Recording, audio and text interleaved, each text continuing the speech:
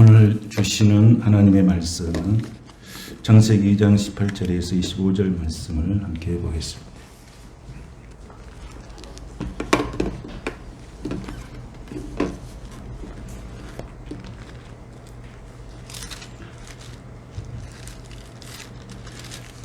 다 같이 한 목소리로 창세기 2장 18절에서 25절 말씀을 함께 보겠습니다. 여호와 하나님이 이르시되 사람이 혼자 사는 것이 좋지 아니하니 내가 그를 위하여 돕는 뱃비를 지으리라 하시니라. 여호와 하나님이 흙으로 각종 들 짐승과 공중의 각종 새를 지으시고 아담이 무엇이라고 부르나 보시려고 그것들 그에게로 이끌어 가시니 아담이 각 생물을 부르는 것이 곧 그 이름이 되었더라.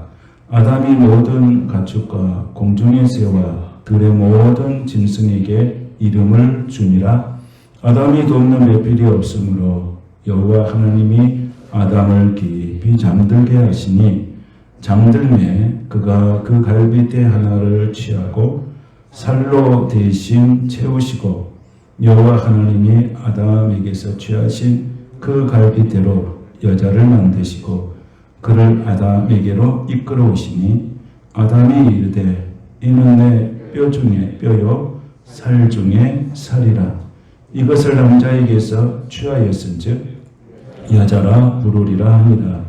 이러므로 남자가 부모를 떠나 그의 아내와 합하여 둘이 한 몸을 이룰지로다. 아담과 그의 아내 두 사람이 벌거벗었으나 부끄러워하지 아니하니라. 아멘.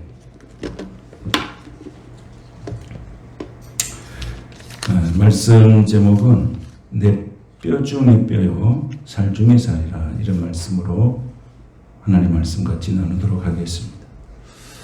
하나님께서 이 지구상에 아담이 살 수 있는, 사람이 살 수 있는 최초의 하나님 나라를 만들어 주셨는데 그 하나님의 나라가 에덴 동산입니다.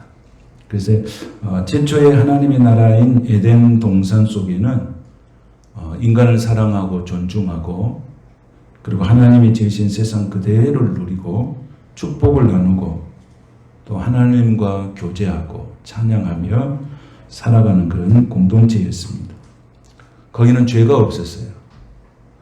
거기는 악의 그림자도 없고 하나님의 영광이 충만한 곳이 바로 에덴 동산이었습니다. 그래서 그 에덴이라고 하는 뜻은 기쁨이란 뜻이라고 했습니다. 기쁨. 에덴이는 기쁨의 동산이었어요. 그 행복의 동산이고 사랑의 동산이었습니다. 이게 에덴입니다.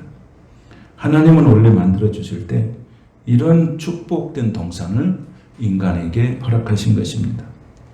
그래서 에덴 동산은 행복했고 에덴 동산은 은혜로 사는 곳이고 자유함과 평안함과 안식이 있는 곳이 바로 에덴 동산이었습니다. 그래서 에덴 동산에는 부족함이 없었어요. 먹는 것도 입는 것도 마시는 것도 모든 환경에 부족함이 없었어요. 영적으로도 육적으로도 부족함이 없고 어려움이 없고 항상 풍성하고 그 부요함이 넘치는 곳이 바로 에덴 동산이었습니다. 근데 오늘 하나님께서는 그 에덴 동산을 만드시고 난 다음에 하나님께서 인간에게 최초의 가정을 만드시는 것을 우리에게 보여주고 있습니다. 하나님은 미리 창세기 1장 27절에서 이렇게 말씀을 하셨어요. 하나님이 자기 형상 곧 하나님의 형상대로 사람을 창조하시되 남자와 여자를 창조하셨다 그랬습니다. 세부적인 말씀은 없고 그냥 남자와 여자를 창조하셨다고 이렇게 말씀해 주고 이제 2장에 가서는 남자를 어떻게 창조하셨고 여자를 어떻게 창조하셨는지를 세부적으로 말씀해 주고 있습니다. 이 시대의 갈등은 뭡니까? 하나님은 남자와 여자를 창조하셨다고 하는 것을 거역할 때부터 이 세상에는 굉장한 죄악의 소용돌이 있는 것입니다. 지금도 하나님은 남자와 여자를 창조하셨다고 말하지만은 그 외에 많은 사람들은 수많은 성들을 만들었다고 하는 것을 그들이 이론으로 설파하고 있습니다. 그래서 남자가 여자가 되고 여자가 남자가 되고 이렇게 해서 세상이 얼마나 가치에 혼란이 있는 시대가 아닌지 모릅니다. 그래서 성경의 창세기 2장 7절에 보면 남자를 어떻게 창조하시는가? 이것을 창세기 2장 7절에 보면 이렇게 나와 있죠. 여호와 하나님이 땅의 흙으로 사람을 지으시고 생기를 그 코에 불어넣으시니 사람이 생명이 되니라. 이게 최초의 사람이죠. 최초의 사람. 그 다음에 그러면 여자는 어떻게 만들었는가? 오늘 22절에 보면 여자를 어떻게 만들었는지를 말씀하고 있어요. 22절은 같이 한번 읽겠습니다. 여호와 하나님이 아담에게서 취하신 그 갈빗대로 여자를 만드시고 그를 아담에게로 이끌어 오시니 그랬습니다. 자, 갈빗대로 여자를 만드셨다.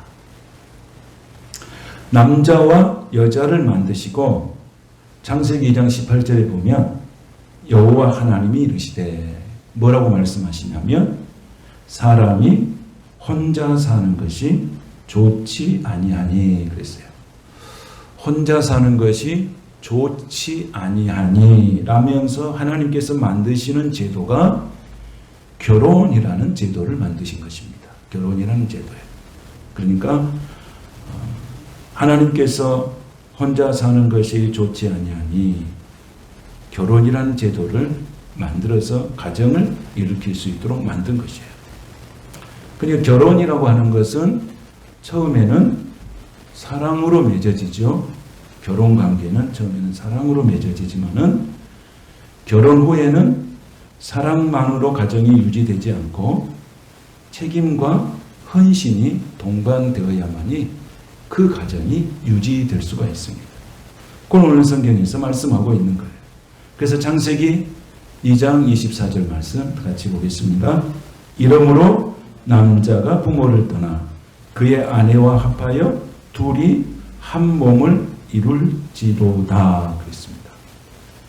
남자가 부모를 떠나 그렇게 되어 있죠. 부모를 떠나 이 말은 결혼이라고 하는 것은 부모를 떠나 독립적인 인격체로 성장해 가는 것을 결혼이라고 말하죠. 한국 사회에는 굉장히 유교적 풍념이 있어가지고 이걸 잘 못하죠. 떠나는 것도 잘못하지만은 떠나 보내는 것도 잘못해요. 한국 사회는 그렇게 돼 있죠. 그래서 우리가 성경적 결혼관은 떠나는 것입니다. 부모를 떠나서 독립적인 인격체로 살아갈 수 있도록 하는 것이죠.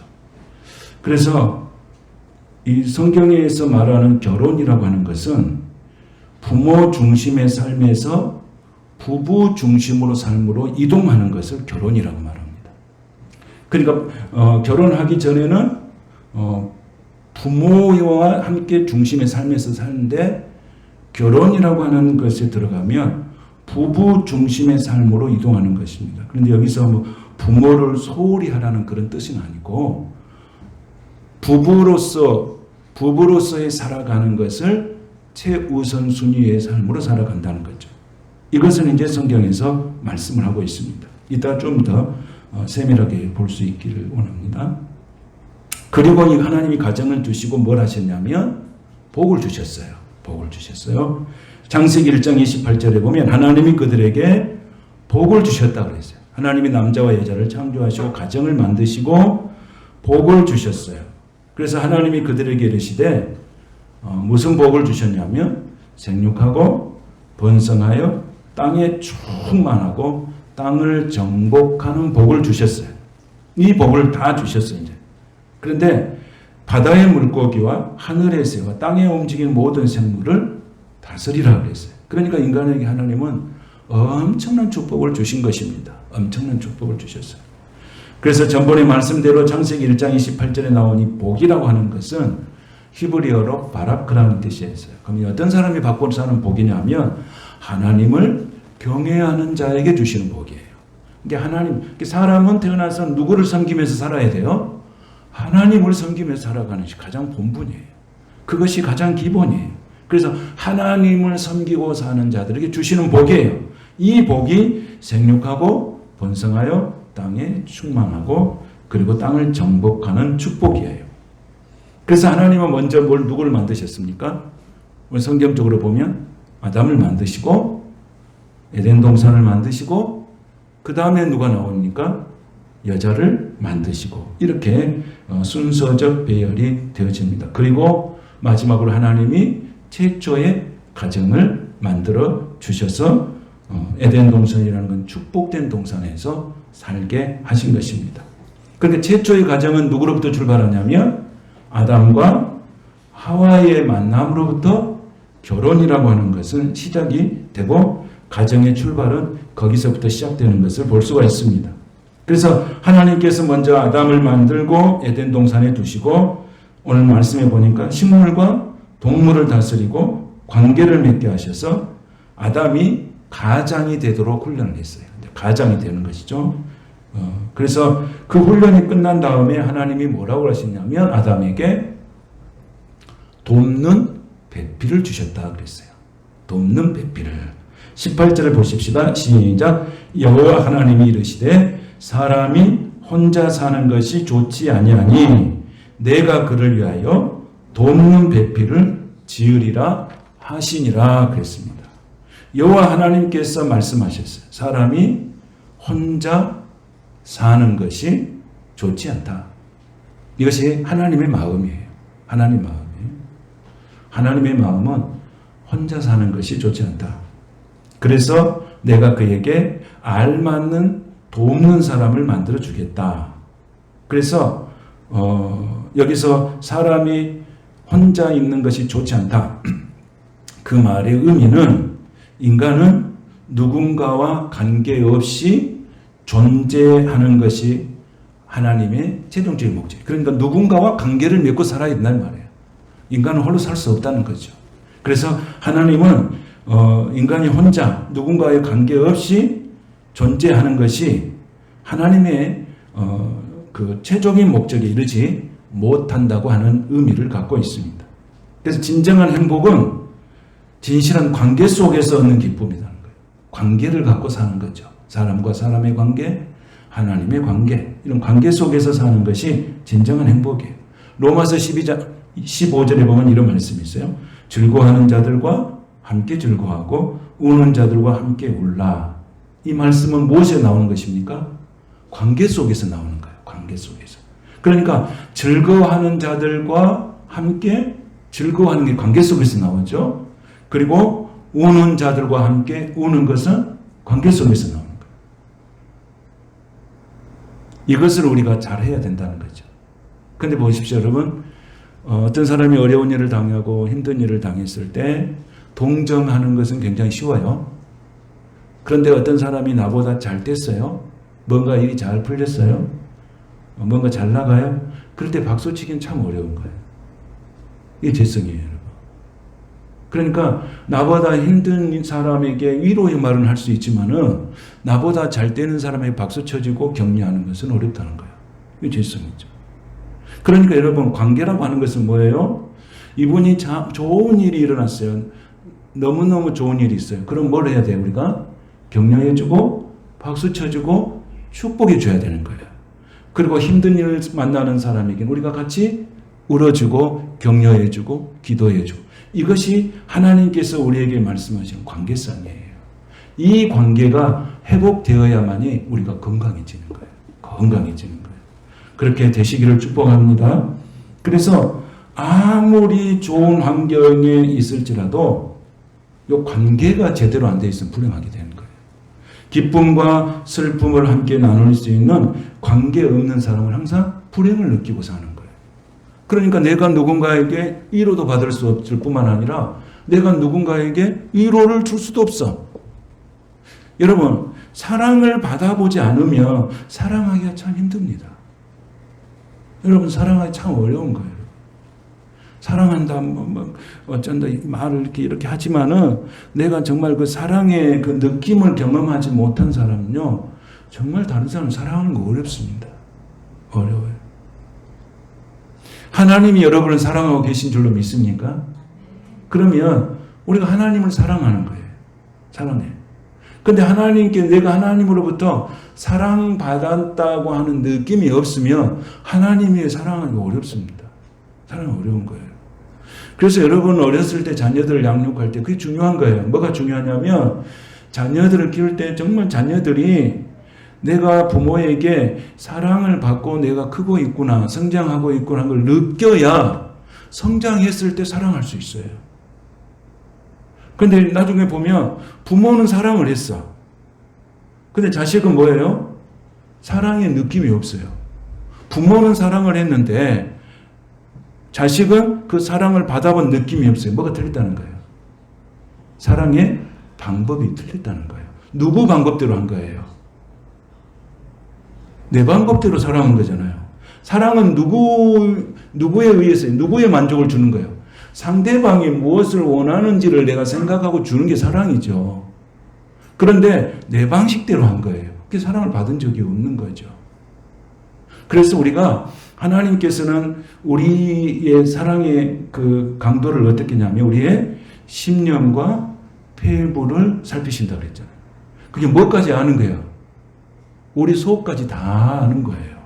내 속의 것 다 알고 계시는 분이 하나님이신 줄로 믿습니다. 그분이 사랑하는 것은 완전한 거예요. 근데 우리가 하나님을 사랑하는 것은 어떻게 해요? 불완전하죠. 불완전하잖아요. 그래서 여러분들이 사랑하는 감정, 어렸을 때부터 또 우리가 성도로서 교회 안에서 사랑하고 사는 것들, 사랑을 잘 받아야 또 다른 사람을 사랑할 수 있습니다. 여러분들이 서로 사랑하고 또 사랑을 주고 용서하고 또 용서를 하고 함께 즐거워할 때 즐거워하고 함께 울 때 같이 웃고 이게 관계예요. 이것이 회복될 때 우리는 건강한 인생을, 건강한 삶을 누리게 되는 줄로 믿습니다. 그것이 회복되게 되시기를 축복합니다. 그래서 하나님이 혼자 사는 것이 좋다는 거예요. 결혼이라는 문제도 있지만은 더 깊이 가보면 인간관계. 여러분, 인간관계가 잘못되면 군중 속에서도 고독을 느낀다. 그런 말 하죠. 군중 속에도 고독을 느낀다. 사람이 그렇게 많은데도 나는 고독해. 여러분, 우리 안에 교회 성도들은 그런 고독감이 없게 되시길 원합니다. 같이 즐거워하고 같이 웃고 같이 가족으로, 영적인 가족으로 이렇게 만들어 가는 것입니다. 그래서 하나님께서는 뭘 만들으시냐면 돕는 배필 이랬어요. 이것은 돕는 배필은 히브리어로 에젤이라는 뜻이에요. 에젤을 이루는 거예요. 에젤. 도움. 이건 무슨 의미냐면은 파트너, 동등한 이런 의미를 갖고 있어요. 그러니까 하나님께서 돕는 배필을 만드셨다고 하는 것은 무엇을 만드냐면 아담과 파트너를 만든 거예요. 동등한 자격을 주는 파트너를 만드는 거예요. 그래서 이 도움이라고 하는 이 에젤이라고 하는 그 뜻의 의미로 시편에 보면 시편 30편 10절에 보면 이렇게 나와 있어요. 여호와여 나를 돕는 자가 되소서. 할 때 이 돕는 자를 이야기할 때 에젤이라는 단어를 쓴 거예요. 시편 우리가 잘 아는 121편 1절에 보면 내가 산을 향하여 눈을 들리라 나의 도움이 어디서 올까? 이것도 에젤이라는 단어를 썼어요. 그 다음 2절에 보면 나의 도움은 천지를 지으신 여호와에게서로다. 여기서 이 도움도 에젤이라는 단어를 썼어요. 하나님은 나의 뭐예요? 하나님은 나의 뭐예요? 파트너. 여러분, 하나님은 여러분의 파트너이신 줄 아십니까? 하나님이 여러분을 도와주신다는 거예요. 도움이다. 그렇게 하나님은 나의 뭐예요? 파트너. 이런 말을 하면 이렇게 탁 와야 되는데, 파트너의 개념이 와야 되는데. 아멘. 이게 하나님은 저 멀리 계시는 분이 아니시려. 하나님은 내 옆에 파트너로 계신다는 거예요. 파트너로. 파트너. 아멘. 그래서 시편 54편 4절에 보면 또 이렇게 나와 있어요. 하나님은 나를 돕는 이시여. 그래서 하나님은 나를 돕는 이시여. 이게 다 파트너예요. 하나님 우리를 파트너로. 그러니까 성령님께서 우리를 옆에 계시고 자꾸 파트너로 나에게 희로애락을 경험하고 같이 동행하신 분이 성령님이신 줄로 믿습니다. 그래서 남녀는 어떤 거예요? 파트너예요. 그러니까 평등하다는 거죠. 하나님이 만들었을 때 인간은 똑같아요. 평등한 거예요. 이 사회적인 구조가 문제를 만들었지 하나님은 원래 남자와 여자를 만들 때 뭘로 만들었다고요? 파트너로 만드신 거예요. 그래서 남자와 여자는 동등한 거예요. 근데 사회적으로 여성은 항상 동등하게 대우를 받지 못하고 산 것이 사실이에요. 제가 아는 목사님이 어디야 시골에서 할머니들, 할아버지들, 할머님들은 주로 할머니들인데 할머님들 모시고 한글 학교를 해요. 한글 학교를 하는데 한글 학교를 오신 할머니들이 연세가 한 85세 또 90세 뭐 요 정도 되는 아주 그런 할머니들이에요. 근데 이제 할머니들이 왜 이때까지 한글을 모르고 살았다. 한글을 모르고 산 거예요. 한글을 모르고 살았는데 이제 물어본 거예요. 목사님이 할머니 왜 한글을 아직까지 한글을 못 배웠을 뿐만 아니라 왜 어렸을 때 한글을 깨우치지 못했습니까? 라고 물어보니까 부모님들이 시집 가면 시집살이가 힘들다고 편지할까 봐서 한글을 안 가르쳤다는 거예요. 그러면서 그 할머니들이 그런 이야기를 하면서 막 퉁퉁 울면서 우리 부모님들이 시집가서 그때는 시집 일찍 가잖아요. 막 10대 때 시집 가잖아요. 그러니까 시집가서 나 결혼하기 시집살이 힘들어요. 뭐 힘들어요 하고 편지 보낼까 봐서 한글을 안 가르쳤다는 거예요. 그래가지고 지금까지 한글을 모르고 이제 한글을 배우는 거예요. 그래서 그때 당시 그 여성들이 얼마나 이렇게 실질적으로 대우를 받지 못하고 사는 것을 우리가 알 수가 있어요. 그렇게까지 한 거예요. 그래서 성경은 뭐예요? 남자와 여자는 뭐예요? 파트너. 나의 남편은, 나의 아내는 뭐예요? 파트너. 파트너. 한번 따라해 보세요. 나의 남편은, 나의 아내는 파트너. 아멘. 파트너라고 생각하고 사십니까? 아니면 왼수라고 생각하시고 사십니까? 자, 파트너입니다. 파트너. 옛날에 우리 TV에서 나와서 그 아주 유명한 퀴즈 있었잖아요. 그 남편, 할머니 보고 남편에 대해서 이야기를 하라고 그러니까 계속 많은, 정답이 뭐였냐면 천생연분이었어요. 근데 할머니 보고 4글자 그러니까 뭔지 아시죠? 평생 원수. 평생 원수가 아니고 뭐예요? 파트너. 이 파트너예요. 그래서 남자와 여자 사이에 그러나 질서가 존재한다고 성경이 가르쳐 있어요. 질서. 자, 에베소서 5장 22절에 보면 아내들이여 자기 남편에게 복종하기를 누구에게 하듯 하라 그러냐면 주께 하듯 하라. 이 질서거든요. 질서를 하나님 만들어 주신 거예요. 그러니까 여러분 성경적 남편의 상은 뭐냐면 아내들이여 자기 남편에게 복종하기를 누구한테 하게 하라고요? 주께 하듯 하라고요. 그러니까 이건 누가 할 수 있는 거예요? 믿음을 가진 자들이 할 수 있는 거잖아요. 아무나 하는 게 아니잖아요. 에베소서 5장 25절에 보면 남편들은 아내 사랑하기를 그리스도께서 교회를 사랑하시고 그 교회를 위하여 자신을 주심과 같이 하라 그랬어요. 그러니까 예수님은 교회를 위해서 십자가에 죽으셨잖아요. 남편은 누구를 위해서 죽으라는 거예요? 아내를 위해서 죽기까지 사랑하라는 거예요. 할렐루야. 이게 성경적인 이게 가정관이에요. 아내는 어떻게 하라고요? 아내는 자기 남편에게 뭐 하라고요? 복종하되 뭐 하듯 하라? 죽게 하듯 하라. 남편들은 아내 사랑하기를 그리스도께서 교회를 사랑하듯이 그 교회를 위하여 자신을 주심같이 하라 그랬어요. 그래서 아내는 남편의 권위를 존중해야 되는 거예요. 남편은 아내를 교회를 사랑하듯이 사랑해야 돼요. 그러니까 남자와 여자의 차이는 뭐냐면 남자는 사랑한다는 개념보다도 인정해 주는 걸 좋아하는 거예요. 인정해 줘야 돼요.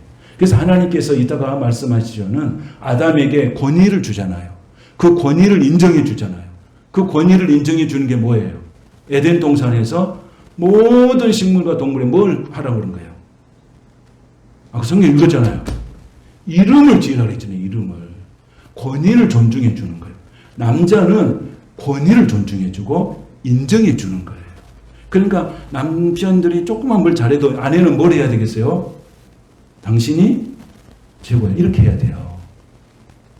그 다른 남자 다 해. 이렇게 하면 안 돼. 다른 남자도 요 정도는 해. 뭐 이렇게 하면서 남편을 자꾸 권위를 무너뜨리려고 하면 안 돼요.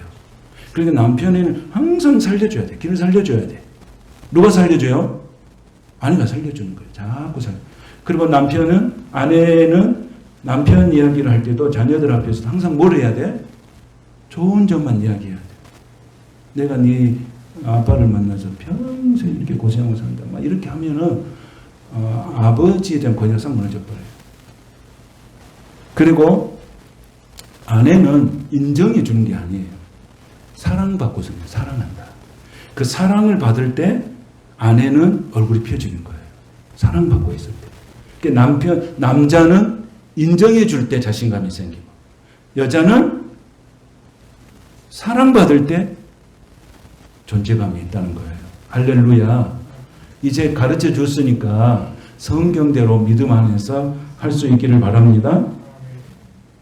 할 수 있기를 바랍니다. 네, 별로 아멘 소리가 별로 안 나오네요. 그래서 하나님은 아담에게 뭘 주셨다고요? 권위를 줬다는 게 권위. 이게 중요해요. 권위.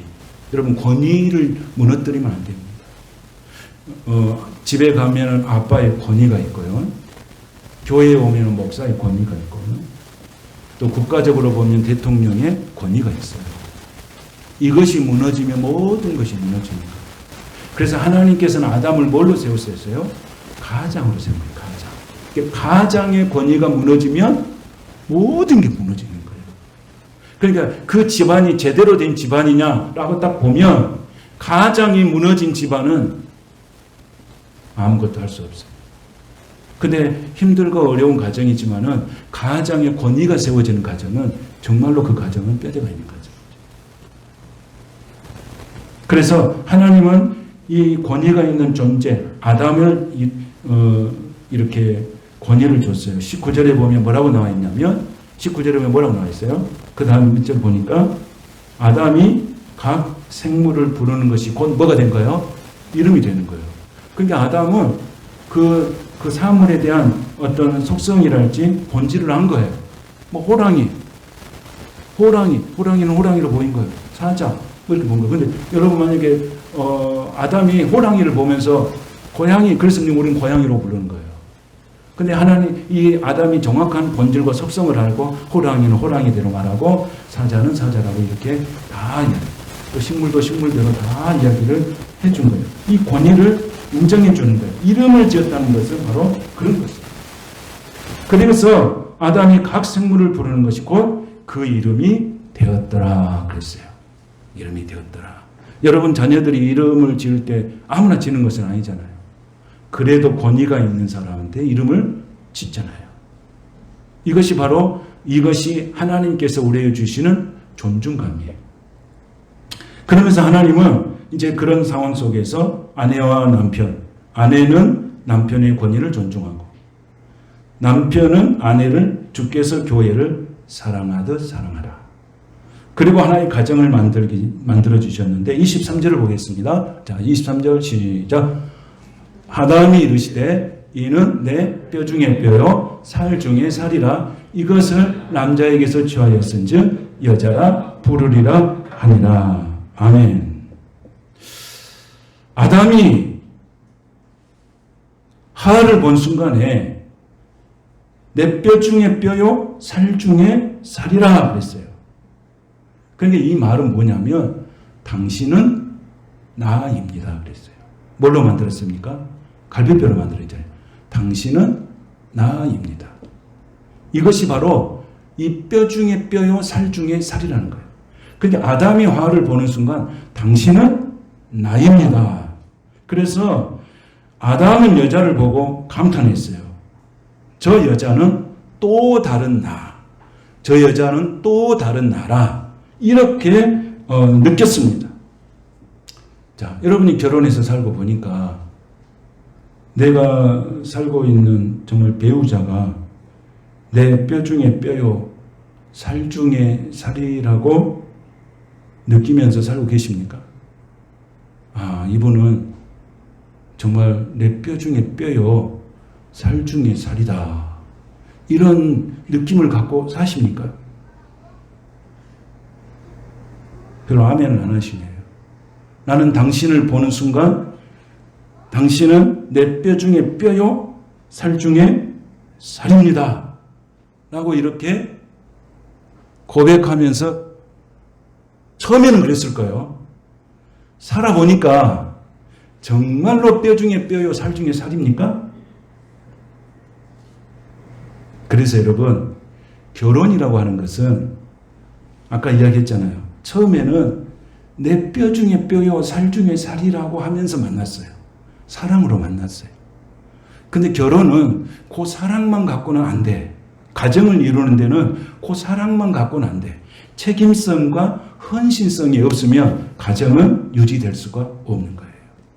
이거 하나님께서 말씀을 하고 계신 거예요. 그래서 가정은 믿음으로, 은혜로, 기도로 세워지게 가정이에요. 가정을 세우는 것은 마라톤과 똑같은 거예요, 여러분. 마라톤과 똑같아요. 평생 죽을 때까지 세워 나갈 것이 뭐냐면 가정이에요, 여러분. 아멘이십니까? 그러니까 이 마라톤 하다가 힘들어. 그럼 어떻게 해요? 마라톤이에요. 가정을 세우는데 마라톤이에요. 내가 세상에 뭔 죄를 지어서 저 사람을 만났을까? 뭐 이런 생각도 할 수 있잖아요. 그런데 그것을 극복해야 된다면 마라톤이라니까요. 그럼 하나님께서 그 가정을 사랑하는 것이 예수님이 나를 사랑하시고 하나님이 나를 사랑하시고 교회를 사랑하신 것을 터득하면서 내가 뭘 해가는 거예요? 성숙해 가는 거예요. 성숙해 가. 성숙의 과정으로 가는 거예요. 처음에는 초보야. 가정이 뭔지도 몰라. 아버지가 뭔지도 모르고 아버지가 됐어. 어머니가 뭔지도 모르고 어머니가 됐어. 어느 순간에 결혼해서 보니까 아빠가 돼 있고 엄마가 돼 있어. 어떻게 할지도 몰라. 서툴어. 실수가 많아. 그러면서 그것을 계속해서 기도와 말씀을 통해서 가정을 이뤄가면서 힘든 과정을 잘 이겨내면서 궁극적으로는 하나님께서 그 성숙한 사람의 모습으로 만들어가는 게 이게 교회고 이게 가정이에요. 결혼은 뭐냐면 사람을 성숙한 사람의 단계로 올려주는 것이 결혼이라고 하는 거예요. 아멘이시죠? 결혼은 그런 거예요. 그러니까 여러분, 결혼은 사랑을 받으려고 결혼하면 안 돼요. 결혼은 사랑을 주려고 결혼을 해야 돼요. 여러분, 사랑을 받으려고 한 거예요. 사랑을 받으려고 하면은 그것이 채워지겠습니까? 사랑이 채워지겠습니까? 안 채워집니다. 그런데 우리는 결혼을 왜 하냐고 물어보면 사랑을 받으려고 해서 결혼을 해요. 그런데 결혼은 사랑을 주려고 해야 되는 거예요. 사랑을 받으려고 하면 결국은 그 사랑 채울 수가 없습니다.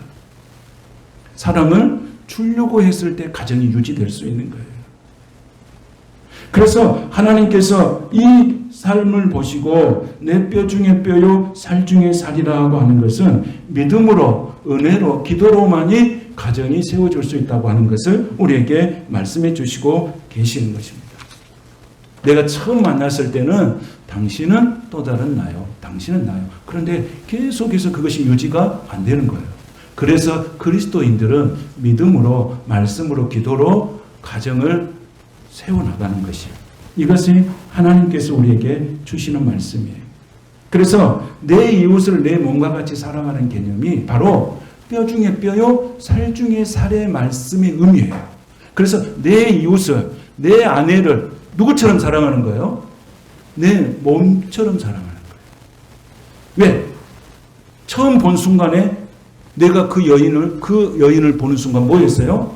내 뼈 중에 뼈요 살 중에 살이라고 고백하면서 만났기 때문에 내 이웃을 내 몸과 같이 사랑하는 것이 바로 결혼관이에요.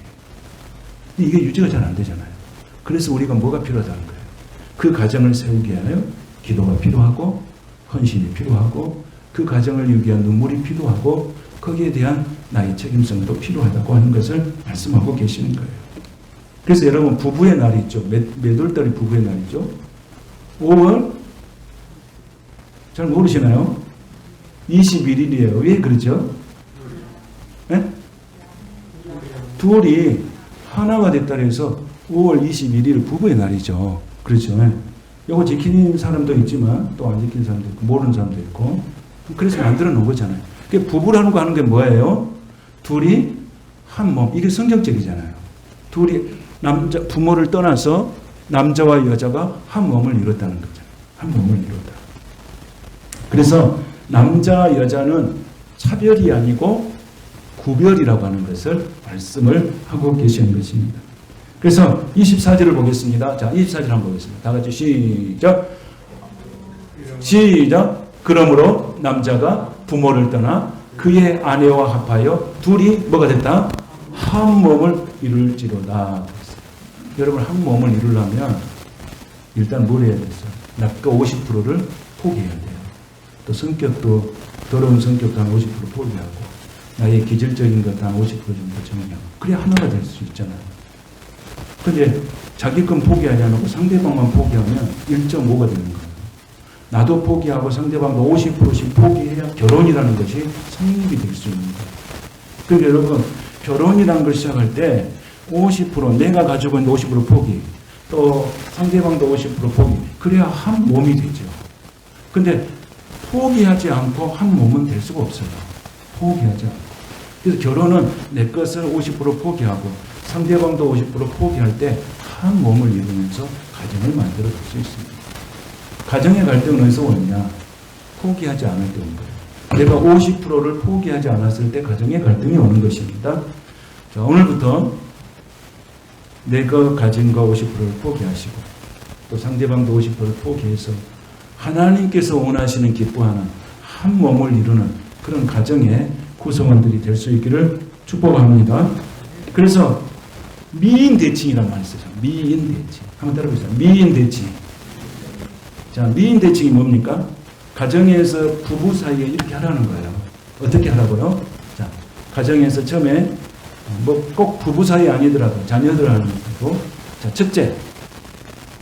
미인 대칭이니까 미소 짓고 미안합니다. 그러면 자, 미안합니다. 자, 미소 짓고 웃으세요. 자, 시작. 미소 짓고 미소 짓고 그 다음에 이제 들어오면 서로 만나면 뭐 해야 돼? 부부 사이에도 뭘 해야 되냐면 서로 인사를 해야 됩니다.